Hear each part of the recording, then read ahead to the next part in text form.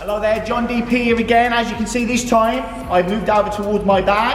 Hopefully you've got one in your house. If you haven't, you've got someone to hold the pads for you. If not, you can even do this as shadow boxing. For someone who's done very limited or next to no boxing at all, what you'll tend to find when you see them put their gloves on the bag, they'll drop swings in the bag, there'll be no real technique to it, and they'll be throwing what I like to call the Friday night punch. Now for fitness, in actual fact, that kind of bag work will help.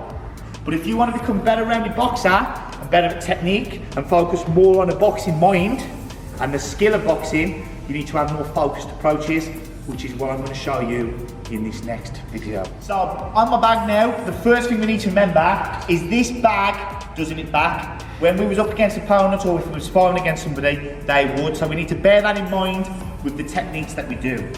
What we're going to do as well, we're also going to slow things down slightly. So rather than doing the windmill, what I want to see, we're going to use the jab. So what we're going to do, we're going to slow it down, 50% pace. We're going to jab, we're going to move. Jab, we're going to move. Jab, we're going to move. And we'll probably do that literally endless amount of times. You could do that for an whole hour, and as long as you can get the technique better, at the end of it, you've benefited. Okay? One more time. We're starting out of distance, we're going to pop in, we're going to pop off. I'm starting to add my movement from the last video, my backward step, my forward step, my sideward step. Now I'm adding the jab, there, and as you can see, my hand's in position, because if you want to stay good looking, you don't want to get hit. And as you can see, I'm wearing my DP boxing gloves, which are the best gloves on the market.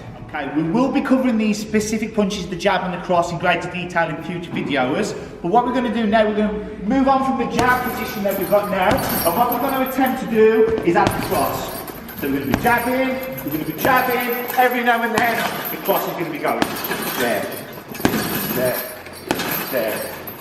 Now believe it or not, if you get your footwork right, your stance, your movement, you only actually need a jab and a cross.